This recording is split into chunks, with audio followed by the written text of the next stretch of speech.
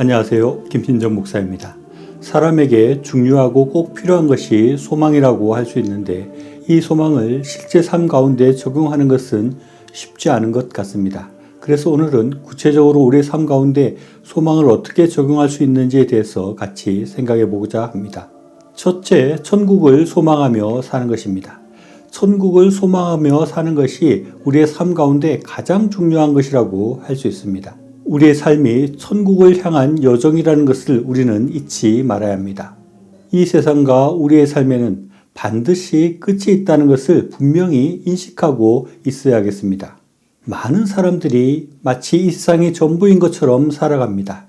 심지어 믿는 사람들조차도 이 세상의 시류에 휩쓸려서 이 세상의 것들만 바라보고 사는 그런 우를 범하기도 합니다.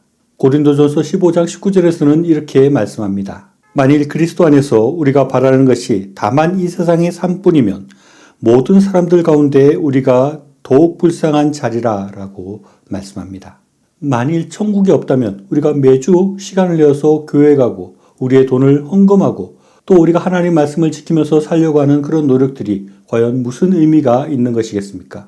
사도 바울은 빌립보서 3장 14절에서 표대를 향하여 그리스도 예수 안에서 하나님이 위에서 부르신 부름의 상을 위하여 달려가노라 라고 말씀합니다.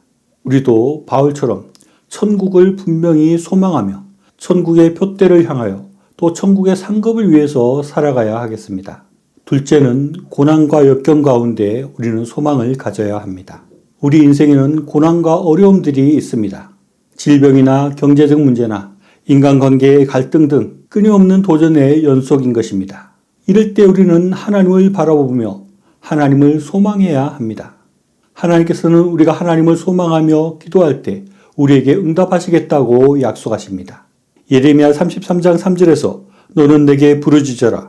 내가 내게 응답하겠고 내가 알지 못하는 크고 은밀한 일을 내게 보이시리라. 또 시편 91편 15절에서 그가 내게 간구하리니 내가 그에게 응답하리라. 그들이 환난 당할 때에 내가 그와 함께하여 그를 건지고 용화롭게 하리라 라고 말씀합니다. 우리는 병들었을 때 하나님 앞에 기도하고 하나님께서 우리의 병을 고치실 것이라는 것을 소망해야 합니다. 예수님은 병든 자들 뿐만 아니라 죽은 자도 살리셨습니다. 우리는 작은 병들 뿐만 아니라 고칠 수 없다는 병도 하나님을 소망하고 하나님 앞에 그 병을 들고 나아가야 하겠습니다. 물론 우리가 기도해도 병이 낫지 않고 우리의 소원과 다르게 응답될 수도 있습니다. 이는 이사야서 말씀대로 하나님의 생각이 우리의 생각과 다르고 하나님의 길이 우리의 길과 다를 수 있기 때문입니다. 우리는 하나님의 계획과 하나님의 뜻을 다 이해할 수 없지만 한 가지 분명한 것은 하나님께서는 어떠한 순간에서라도 우리가 하나님 앞에 소망을 두고 하나님 앞에 모든 문제를 들고 나와서 기도하기를 원하신다는 것입니다. 또 우리는 경제적인 위기와 어려움을 당할 때도 하나님을 소망해야 합니다. 경제적인 문제에 대한 기도가 기복적이라는 그런 오해를 받기도 하지만 일용할 양식을 구하는 주기도문에서 보듯이 그것은 합당한 기도이고 소망이라고 할 수 있습니다. 빌립보서 4장 19절에서 나의 하나님이 그리스도 예수 안에서 영광 가운데 그 풍성한 대로 너희 모든 쓸 것을 채우시리라 라고 말씀합니다. 하나님은 우리의 쓸 것을 채우시는 분이십니다. 그렇기에 우리는 물질적인 문제라도 하나님 앞에 맡기고 기도할 수 있습니다. 하나님은 우리가 어려울 때 도우시고 우리에게 먹을 것이 없을 때 먹을 것을 주시고 병들었을 때 병을 고쳐주시는 분이심을 우리는 의심하지 말고 그 하나님의 도움을 소망하며 살아가야 하겠습니다. 다만 야고보서 4장 3절 말씀처럼 우리가 잘못된 동기로 구하면 하나님으로부터 받지 못할 수 있습니다. 이렇게 하나님은 우리의 모든 소원들을 들어주시지 않을 수 있지만 빌립보서 4장 말씀처럼 염려하지 않고 감사함으로 기도하면 모든 지각에 뛰어난 하나님의 평강이 우리의 마음과 생각을 지키십니다. 즉 우리가 원하는 것을 얻지 못한다 할지라도 하나님께서 우리의 마음에 평강을 주시는 것입니다. 그러므로 우리는 어떠한 고난과 역경 속에서도 하나님을 소망하며 살아가야 합니다.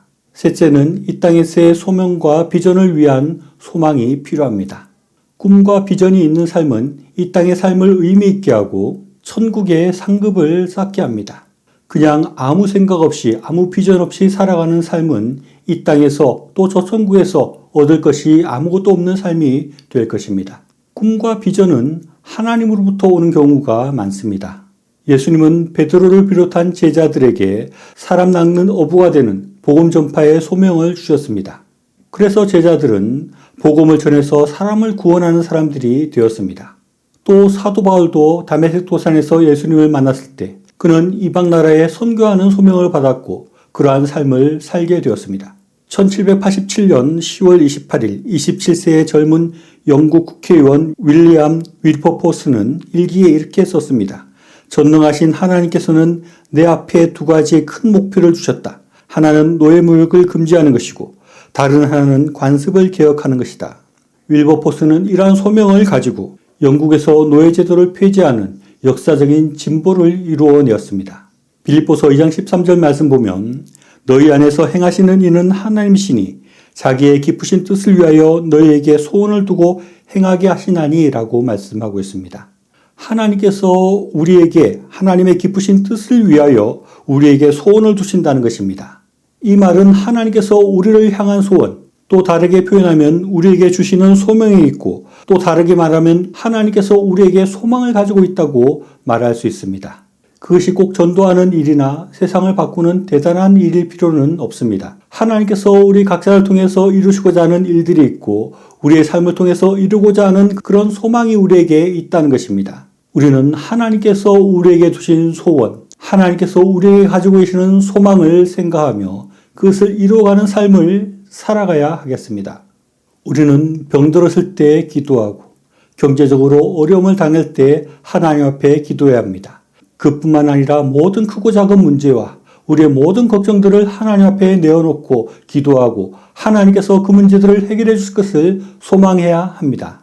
야고보서 4장 8절에 하나님을 가까이 하라. 그리하면 너희를 가까이 하시리라는 말씀처럼 우리는 하나님을 가까이 해야 합니다. 하나님은 우리의 아버지로서 우리가 늘 그분께 소망을 두고 기도하고 교제하기를 원하십니다.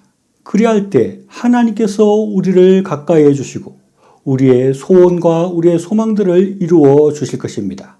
시편 62편 5절로 7절에 이런 말씀이 있습니다. 나의 영혼아 잠잠히 하나님만 바라라. 물은 나의 소망이 그로부터 나오는도다. 오직 그만이 나의 반석이시오 나의 구원이시오 나의 요새시니 내가 흔들리지 아니하리로다. 나의 구원과 영광이 하나님께 있으며 내 힘의 반석과 피난처도 하나님께 있도다. 우리는 고난과 어려운 문제들을 당할 때마다 하나님께서 우리의 참된 소망이 되심을 기억하고 늘 하나님 앞에 기도하며 하나님의 도움을 소망해야 하겠습니다. 그리고 하나님께서 우리에게 어떤 소원을 가지고 계시는지를 깊이 생각하며 우리의 소명을 발견하고 우리의 꿈과 비전을 만들고 키워나가야 하겠습니다. 하나님께서 이런 우리의 소망들을 이루어 주실 것을 믿고 기도함으로 더 큰 하나님의 소망을 이루어가는 저와 여러분의 삶이 다 될 수 있기를 바랍니다. 시청해 주셔서 감사합니다.